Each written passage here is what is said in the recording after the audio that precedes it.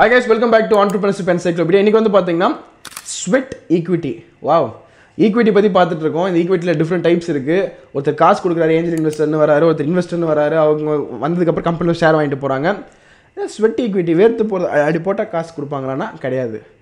நான் வந்து எனக்கு காசே இல்லை, பட் நான் ஒரு கம்பெனி கூட ஒர்க் பண்ணுறேன். நான் கம்பெனி வந்து அந்த துரும்ப உழைக்கிறேன் அந்த கம்பெனிக்காக. ஒருத்தன் காசு கொடுத்துட்டான், அது மூலமாக கம்பெனிக்கு காசு இருக்குது. மேனேஜர் ஒருத்தர் இருக்கார், ஓனர் ஒருத்தர் இருக்கார். But there is one more person is coming inside and பயங்கரமாக ஒர்க் பண்ணுறாங்க. பட் காசு தர முடியாது அவங்களால. அந்த பர்சன் பண்ணுற ஒர்க்குனால கம்பெனி சூப்பராக வளருது. அதாவது அவர் சம்பளம் தாண்டி அவர் பயங்கரமாக ஒர்க் பண்ணுறாரு. கம்பெனியோட வளர்ச்சிக்கு ஒரு பெரிய கான்ட்ரிபியூஷனாக இருக்கான்றப்போ கம்பெனியோட ஷேர் வந்து அவங்களுக்கு கொடுக்குறாங்க. இந்த ஒர்க் பண்ணுறது மூலமாக மட்டுமே கம்பெனி ஷேரை ஒரு பர்சன்டேஜ் ஷேர் வாங்குறாங்க பார்த்தீங்களா.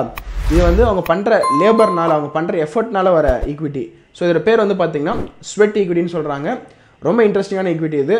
நீங்கள் கூட ஒரு கம்பெனியில் போயிட்டு you can't be an entrepreneur, you can be an intrapreneur. Intrapreneurன்றது ஒன்றும் கிடையாது, உங்கள் ஐடியா கிடையாது, வேறு ஒருத்தங்க ஐடியா. பட் அந்த ஐடியாவை நீங்கள் உழைச்சி அந்த கம்பெனி க்ரோ பண்ணுறீங்க. அந்த இன்ட்ராப்ரனராக நீங்கள் உள்ளே போகும்போது you can get sweat equity. அது மூலமாக வந்து you can make a fortune. So try பண்ணி பாருங்கள். ட்ரை பண்ண போகிறவங்க இது கமெண்ட் பண்ணுங்கள். பிகாஸ் இதை பற்றி நான் ஒன்று எக்ஸ்பிளைன் ஒரு வீடியோ போடலான்னு யோசிச்சுட்டு இருக்கேன். என்ன சொல்கிறீங்க, போட்டுருவோமா? யா.